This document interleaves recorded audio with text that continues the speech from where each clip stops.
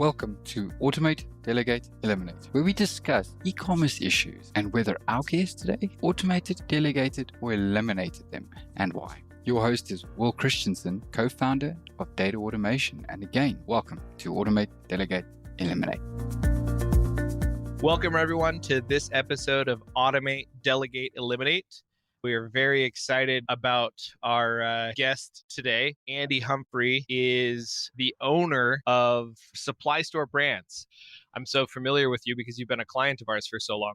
Yes, Supply Store Brands is correct. And we founded, developed, own, and operate SprinklerSupplyStore.com as my largest e-commerce business. Been in e-commerce since 2005. I've had various stores that sell various products, from private label items to Amazon items. And then for the last 10 years, since 2010, have been growing SprinklerSupplyStore.com. And I'm happy to say that we are automating a lot of the business, where at the start it was literally, hey, I got an order. Let me email the branch and see if they can ship it out. I am so excited about this. And I mean, you went over basically everything in here, but Andy really is cutting edge when it comes to looking at this stuff. We met at IRCE trade show in Chicago a couple of years ago. And, you know, he was looking into Skubana as a platform, and Chad and I know each other pretty well. And he introduced us. We dug into a little deeper, chose that platform, and we've been helping him connect all sorts of stuff ever since.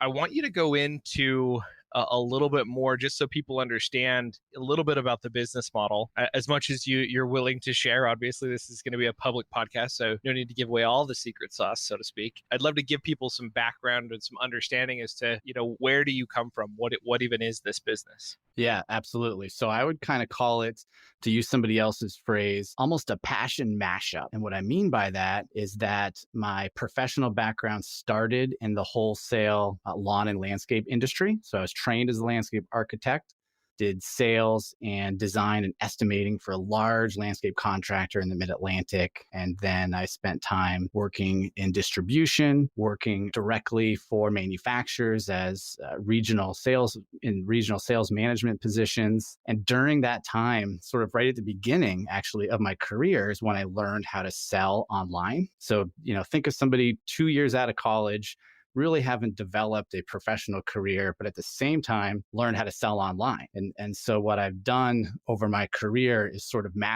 tried to master two things. One, the industry, the irrigation and wholesale lawn and landscape industry. And number two, e-commerce. And so I'm in this sort of unique position where I've been able to see both sides of the business model. One is the traditional brick and mortar channel sales. And then number two is where everyone is going, which is the digital transformation. And, you know, I've been carving out sort of my slice of that pie, if you will, by essentially building SprinklerSupplyStore.com, but not reinventing the wholesale business. So I knew right away that I did not want to be in the business of warehousing thousands or millions of dollars in inventory, knowing that this inventory is sitting out there on shelves all across the country. Some of it moves quickly, a lot of it doesn't turn very quickly, but it's all out there. And so I built my business, Sprinkler Supply Store, that taps into the traditional distribution model. And I would think of it today as it's mostly B2C. So we have some B2B business, but if you think about the lawn and garden and lawn and landscape industry, it is a huge DIY industry. So it is something that homeowners can do themselves versus plumbing or electrical, which requires much more skill, trade, certifications, licenses, and all of that. And so what I'm really doing is sort of building a B2C with some B2B integration into the wholesale distribution model. That's powerful. And I mean, this may be actually in terms of the process that we discussed today. So one of the things we do on Automate, Delegate, Eliminate is that we actually jump in and pick apart a process and we decide what we did to automate, delegate, or eliminate. And I love what you said at the very beginning. Like at the very beginning of this, you know, it was literally like, hey, branch person, I have a new order. Let me email it over to you. And you were copying and pasting manually. And I mean, a lot of really, really powerful things that I love that you saw that opportunity to automate and decided you would turn it into an entire business of like, you know, let's leverage the inventory that's already out there and build partnerships and connections that allow you to supply in a distributed way, you know, across the country. Yeah, and you could think of it like dropship. So let's fundamentally call it dropship.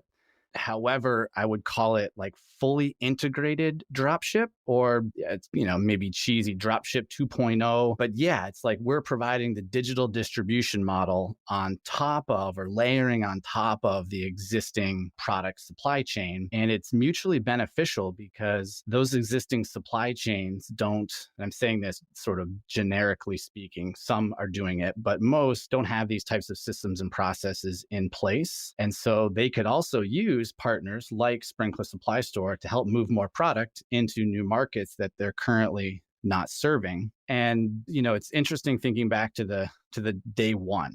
And I kind of look at everything like Bezos is day one. Every day is day one.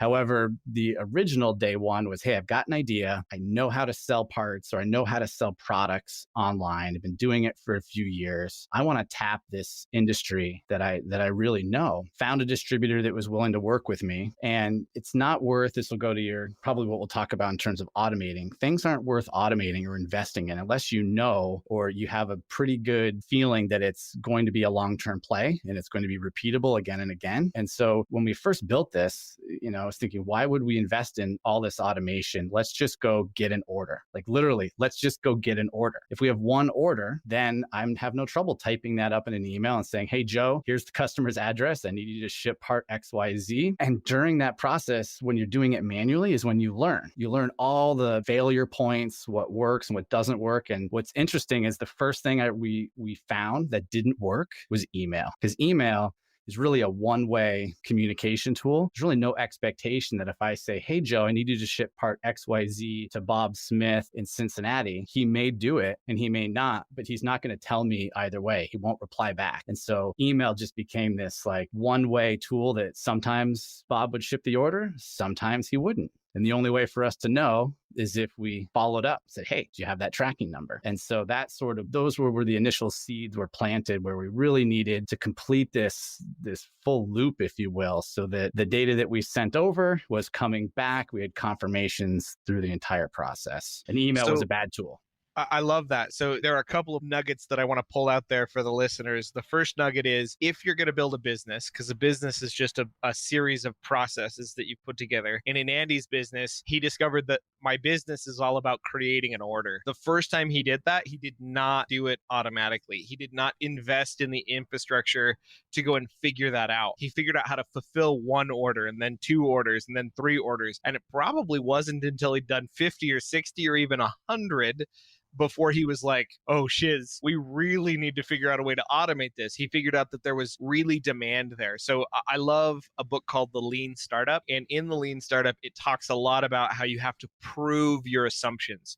So Andy assumed that there were people out there who wanted to buy sprinkler supply parts online. And he proved that assumption by doing it manually a whole bunch of times and getting it out there via email. And then he proved another assumption, that email was the bad way to do it. He just went and found the easiest way to do it initially. That was email. Discovered, oh crap, this is not working. And that's powerful. So 2 nuggets there. 1, do it manually 5 times. That's kind of the mantra we tell people. Like, before you automate that, do it manually 5 times. And when you've done it manually 5 times, you may discover by the 5th time that you've done it, that was a process that actually should have been eliminated. So if I was going to say I got a process, I got a business that I'm starting, do it manually 5 times, then get to that pivot point of, should I automate, delegate, or eliminate? Is it time to leave this process behind or move forward? So let's talk about 3 questions that we apply to most of our processes that we're automating inside data automation. The question we ask is, where is the data now? Where does it need to go? And what needs to happen to it in between? So as you look at those 3 questions in terms of Andy's order that he's trying to get out, where's the data now? It's sitting inside Andy's system. Was it Shopify? What did you take that initial order through? Yeah, currently it's Shopify, but back in the day, it was on the number 1 platform at that time, which was Volusion. Good old Volusion. Volusion. And you know what? It's funny. I still come across people that use Volusion every once in a while. But yeah, the order came in via Volusion. It was sitting there. And where did it need to go? Where did that order data It needed to go to the branch that was willing to ship for us. So again, you got to remember, we were, and we still are, tapping into resources that generally do not ship direct to consumer. So we're asking somebody to do something that is not typical for them, i.e. put these 10 parts in a box, put the packing slip in, and put a UPS sticker on it. Got it. So, over goes this data, and that's where it needs to go. What needs to happen to it in between is the third question we ask about every process. And in this situation, there really wasn't much transformation that needed to happen. It just needed to get over there, and somebody needed to fulfill the order. And now his process actually has some interesting pieces to it because it has some tail end pieces where there is data that needs to come back. So let's talk about that data that needs to come back. Yeah, and there's actually two parts that were done manually. So number one, I had to create the email that had the parts and the address. I just send it to the guy in the branch. Then the guy in the branch has to enter it into their ERP system, right? To put this PO, if you call it that, into their computer system. So he pulls out my email or prints it off, enters it in as an order. Only then can he print the pick ticket to go get the items to put it in the box before he can even ship it out. So there's two manual processes that were done at that time. Got it. And so as he's looking at it, so you can see how these processes are sort of dovetailing together, and we're getting lots of different manual steps that were coming in there, and that time starts to add up. One of the reasons we ask people, where's the data now? Where does it need to go? And what needs to happen to it in between is because what we're really trying to sum up is, what does the return on investment look like if we were to completely eliminate the manual pieces of that process? And those returns could be just flat out time that no longer needs to be invested, as well as accuracy of going for what's here. And you think about this process, the end goal of an order is that tracking number, which generally signifies the order's on its way, right? It generally signifies that, hey, now we are sending this off to that end customer, and they're going to be happy, and they're going to come back and buy from us again and again and again. So I love that. So you were using Volusion and you got in there. Let's talk about what it looked like to automate that process. Yeah. So before I'll speak to it, before where we are today, which is with Skubana, we've used a number of other third-party pieces of software to automate it. And what we did originally, there was two parts to it. Number one, the inventory's got to come to me. So if I'm selling something online, I have to set the expectation to the customer that it either is available or it is not available. So if they're ordering it, I've got to have that inventory information so that if a customer orders it, we set it's available, it has to be available. And so what we did is they started sending me a CSV file that had a list of parts and had quantities. And we would get that on an interval, and we would have that imported into our Volusion store. And then we would automate and send our orders. Again, this is a custom integration that was built almost 10 years ago, sort of year two, let's call it. Year two in the business. We would send the wholesaler the orders in 2 digital files. So we had some of this was complicated because their ERP was old fashioned and didn't have API and ways to connect to it. It could only import flat files off of an FTP. So we had to send them 2 flat files. One was the header of the orders and one was the line items. And so we had to build that automation. And what worked was we could send our orders to them. Where it started to break down was when there was, say, a part number discrepancy. So when you're sending data back and forth, we quickly realized that one part number that could get changed in our wholesaler system, if they changed the part number, it didn't tell us, that order may drop out. And it could be as simple as they added or removed a dash in the part number. So keep in mind, these are before the days of having what you might call like a SKU ID. Some string of numbers that never changes. So today we match up with SKU IDs. So we have a number that never changes. You could change the part number all day long, but the SKU ID that syncs us together isn't going to change. So it's important to have like some common threads that is the glue that holds that automation together. So I'll keep going. We would send them the order, and then they would use their shipping software. Let's just call it WorldShip, right? I think UPS WorldShip. They would ship it out in their ERP system at a WorldShip, and then we tried syncing the orders back to us, so the full order. And every time we synced, we would have places of failure. So what we sort of quickly learned is the less we have to send that data around, the better. So we ended up sort of deploying a shipping software at their quote unquote ship station so that they would use our shipping software. And by using our shipping software, we didn't have to sync those orders backwards because the shipping software was connected to our e-commerce store. And so that was the final order send, if you will. They'd ship it, and then that information would sync back to our system. So as a drop shipper, and we do a lot of automation for drop shippers, as a drop shipper, there are generally 3 flows that we see happening inside a drop shipping system. The first flow that we see is inventory numbers, just like Andy said. We pull in an inventory number from an FTP site, from an API, from wherever that data is.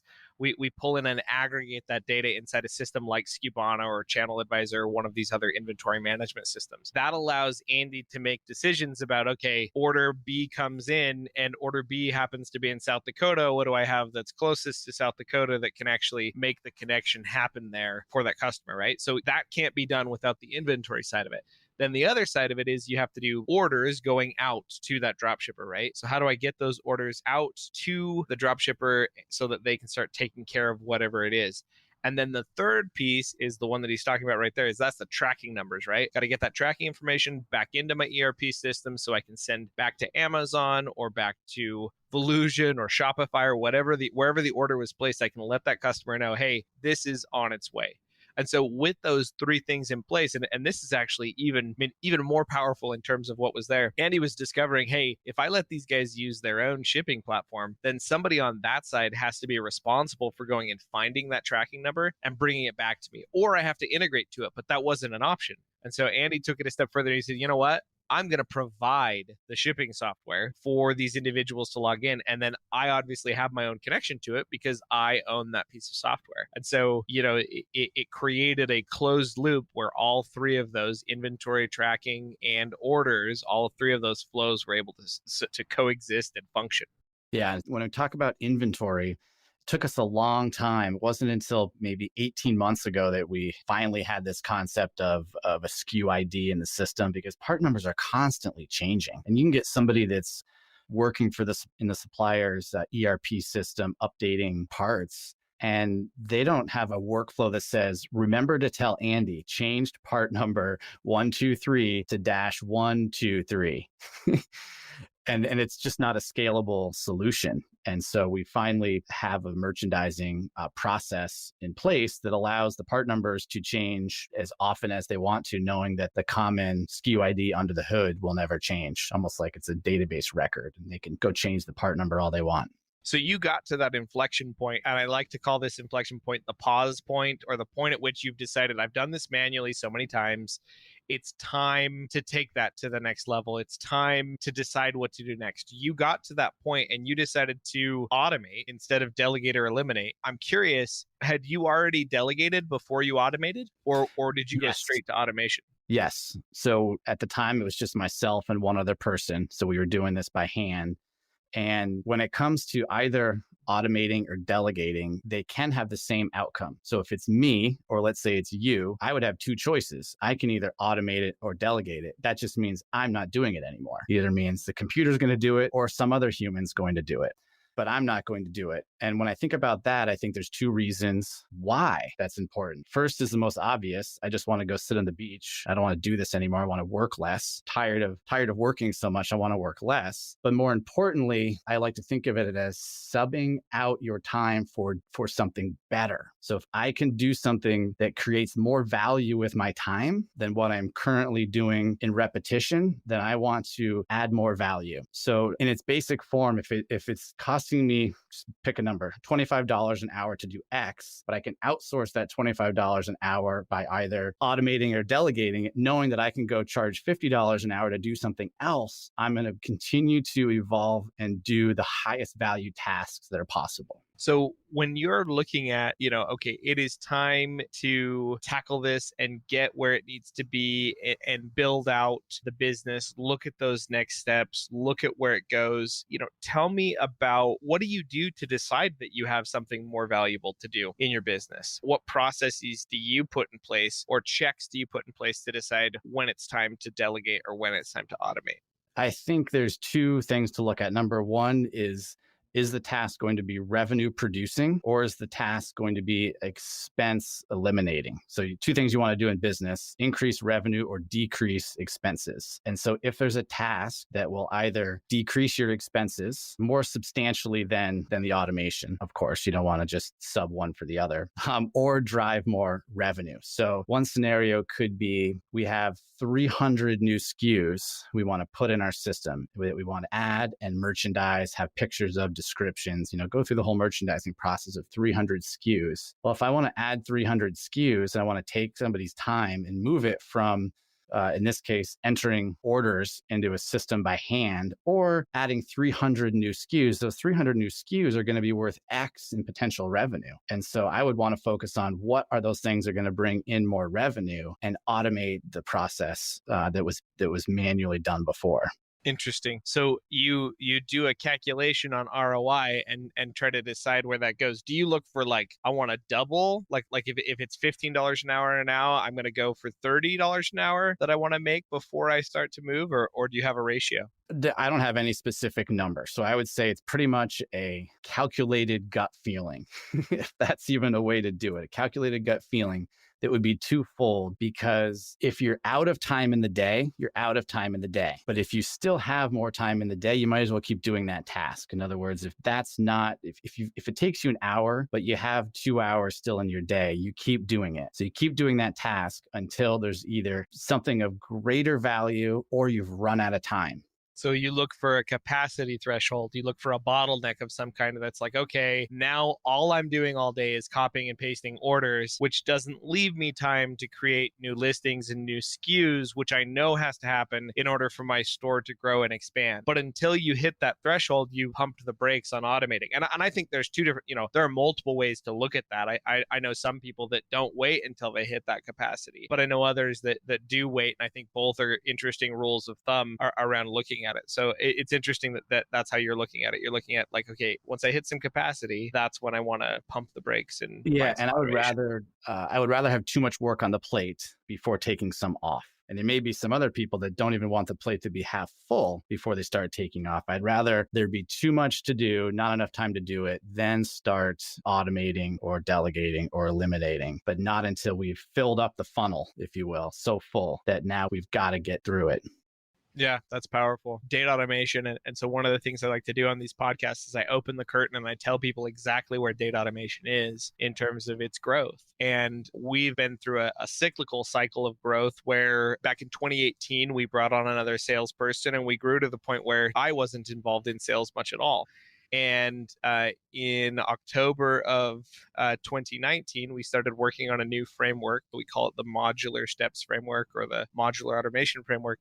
And that framework allowed us to build out your integration. Your integration was one of the first that was built out on that new framework. And like you mentioned, 18 months ago, that's kind of when we really started getting some of these things dialed in for you and working on it. And my role as the individual leading data automation was to really push on some of these things. So I took on sales, I took on some project management, we had some internal shifts. And so it's taken about a year and a half to the point where we're now at the point now where we have customer service. We have a customer service person that we delegated to back in October. So you look at that time frame, it took about a year to the point where we had me and the developers, and it was just us, me and the developers. And Andy can tell you, based on his experience with data automation, that as we've grown, we saw opportunities to automate, delegate, and eliminate. So we got to that stage of, okay, now we're going to bring on a project manager. And she's done a fantastic job of getting in there. Now it's been a year and a half. We're finally at the point where we're looking at, okay, now it's time to delegate some of the sales opportunities. And as I'm evaluating that opportunity, I'm looking and seeing, okay, my plate's completely full. I have this podcast and several other initiatives that we're pushing forward that I believe will be extremely valuable because they expand our reach into the sphere of people that are out there. And then we're working on delegating that responsibility of sales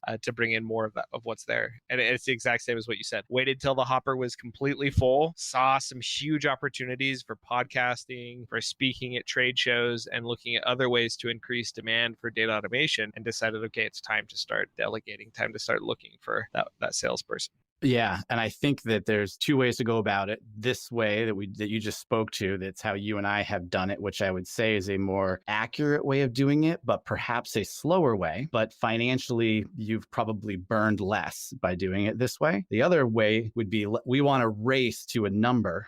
So we're going to pour a bunch of money on this, knowing that we're hiring some people that may not have jobs that truly matter in 6 months, but we don't know. So let's just go hire a team and go do all this, knowing that it's going to cost us maybe 50% or 100% more to get there, but you'll get there quicker. And as an entrepreneur, I think there's two types: an entrepreneur that doesn't have any money, that's bootstrapping and growing smart, and the entrepreneur that either has money or has investors. And they're two different approaches that potentially could get to the same outcome. It's just speed and how much money it's going to cost you. Well, and you have to think about what it is that you're working on too, right? Like if you're working on something that is specific to a global trend that is going to go away, you probably need to be looking at some of those investors, right? Because you're pushing on something that has to be automated, delegated, and eliminated in a very short cycle of time. Whereas there are other things that it doesn't take as much to automate and eliminate, and you can deal with a longer opportunity in terms of how long it takes for things to get done. So it's okay that it takes a little bit longer because the cycle and what's there. But you really do have to pay attention to the industry trends, pay attention to the people that are out there and what they're doing, pay attention to how your customers are reacting, and you have to react accordingly. So it's not to say that investment is all bad. You just have to pay attention to what you're doing. Mm-hmm. Yeah, absolutely. So let's talk about eliminate. We've talked a lot about automate. We've talked a lot about delegate. Let's talk about eliminate. What do you do? A lot of people like to call this the stop doing list, so to speak. What do you do, Andy, inside your company to get on that stop doing list, or to find things that should be stopped?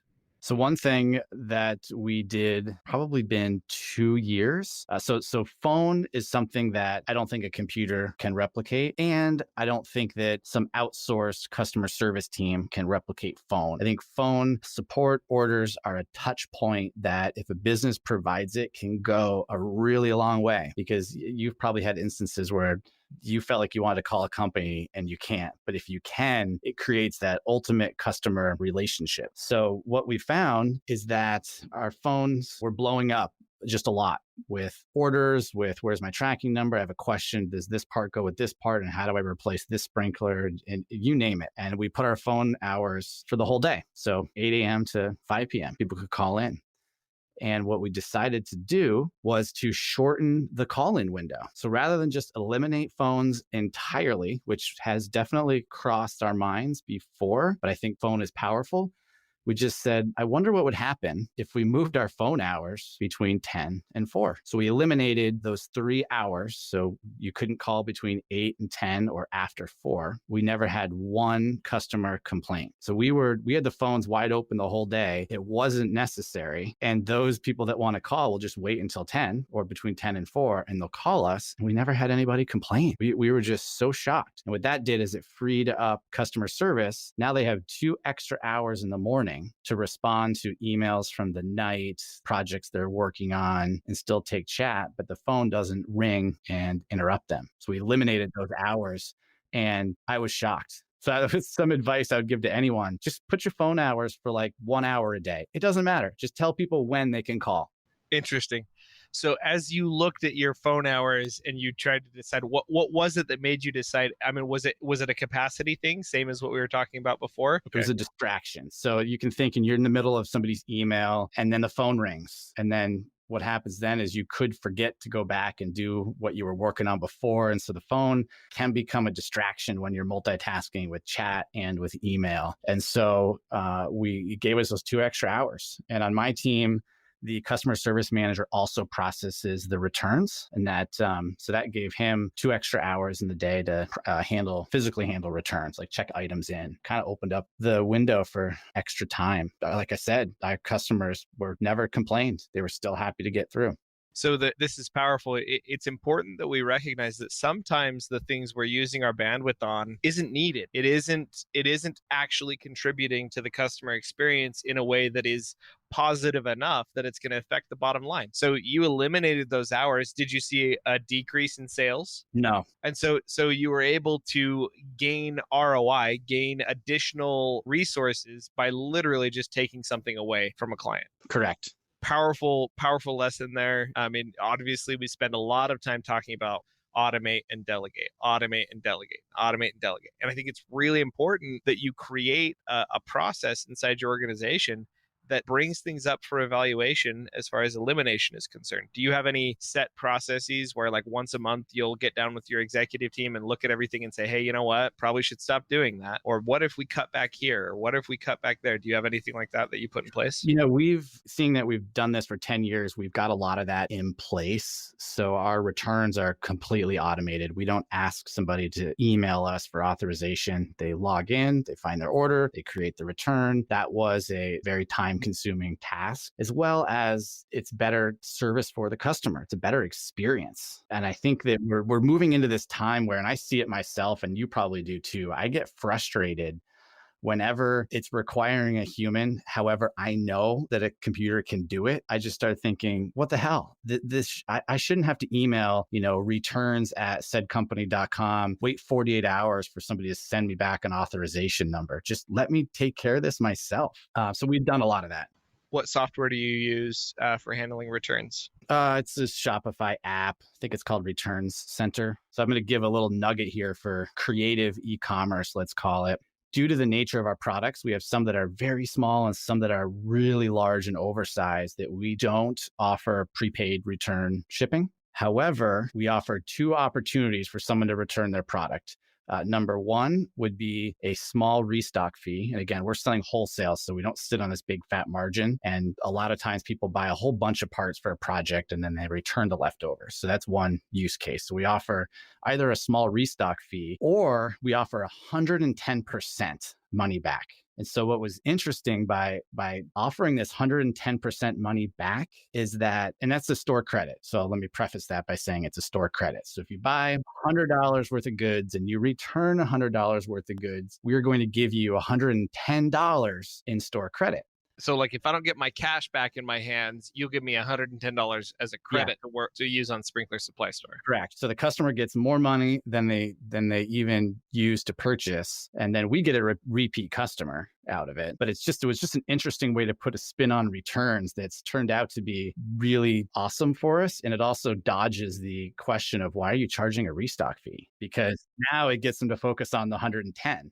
I love it. That's brilliant. So there's no restock fee. And how often do you have, what percentage would you say? What percentage go for I want my money in my pocket versus? It's only like 25% want the money back on their card. Most take the store credit and then we get a repeat customer out of it. Well, that's beautiful too, because there's then margins associated with that new money that they've got. You got the product back, so you can resell that product, so you're not taking the hit there. That's powerful. That's really, really powerful. So here's the opportunity for you and I. We got to create an app that automates that because it doesn't exist. We have to go in manually. We've got to create the gift card, if you will, to put on their account because there's not one return software today that does that. So Andy, we're going to have another call later this week where you and I are going to play with the Shopify API, and we're totally going to build you an app that does the 110% returns that allows the user to make that choice. I mean, that's the powerful thing. And we could go through the whole process of where's the data now, where does it need to go, what needs to happen to it in between. And we will, right, Andy? Like we're going to jump on a call later this week and we'll talk about it and we'll see where that goes. And you may come to me and say, hey, you know what, Will, it's not quite ready yet.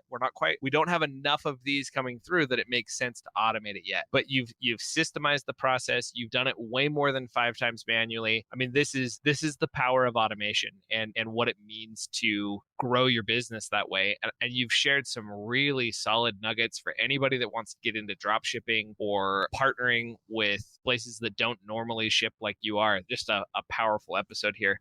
So I have one last question for you, or two questions actually. One, I want you to share a parting piece of wisdom to the entrepreneurs listening. And even if you're listening, you don't consider yourself an entrepreneur, you might be an intrapreneur and you're interested in automation. I believe that the process of automating something really is about building a new business or a new process inside a business. And I call that an intrapreneur. And so I think that you've got some opportunities there. So what is a piece of wisdom that you would share with our listeners? Yeah, I would say that as an entrepreneur, you've got to be a doer and a builder. And so before you invest in any piece of technology, you've got to do things yourself. Get in there, build something. So if you want to get into e-commerce, literally go open a BigCommerce account, a Shopify account, WooCommerce. And even if it's not the product you want to sell, just go figure out how to put some products on your website, t-shirts or shoes. Just make a fake store, but build something. So the number one thing I feel like an entrepreneur needs to do is learn how to do 90% of it themselves so that they can make smart decisions when it comes to the automate, delegate, eliminate, because you have to know in order to make those decisions. Beautiful. That's powerful. So if you've been sitting on an idea for a long time, it's time to get up. Tomorrow's the day. Today's the day. Get out, Google it. You could honestly, if you look around and you spend, like, let's say that this Saturday you blocked off 8 hours of time, you are going to be able to set up a WordPress store, install WooCommerce, upload some pictures, integrate Stripe, and to the races, right? You will have something that's fully functional. Yeah, I think that is what drives entrepreneurs. They think about it so much, they have to do it. Everyone else just, gets rich at happy hour with beer and wine. Everybody leaves with a rich idea. Yep. Everybody leaves with a rich idea. All right. So last question I have for you here is, if the listeners are looking to get in touch with you, either, to learn a little bit more about dropshipping or learn a little bit more about what you're doing, maybe to buy some sprinkler parts, or just, general advice on landscaping, how can they reach out to you? Yeah, so they can visit sprinklersupply.store.com. That's our business. They can reach out to me personally. I've recently started my own podcast called The Sprinkler Nerd. So you can find The Sprinkler Nerd on your favorite podcasting app. And you can email me, which is andy@sprinklernerd.com. Beautiful, Andy. I'm looking forward for our episode later where we start talking automation and sprinkler nerds. So if they happen to pick you up on that podcast as well, I'm looking forward to that episode we talked about earlier. It's been a pleasure having you here, and I'm excited to wrap this up. Yeah, you too, Will. Thanks for everything you're doing. Always appreciate your help. Awesome. That is our episode of Automate, Delegate, Eliminate. Be sure to listen in for more episodes as we explore more automation, delegation, and elimination. You've been listening to Automate, Delegate, Eliminate, hosted by Will Christensen.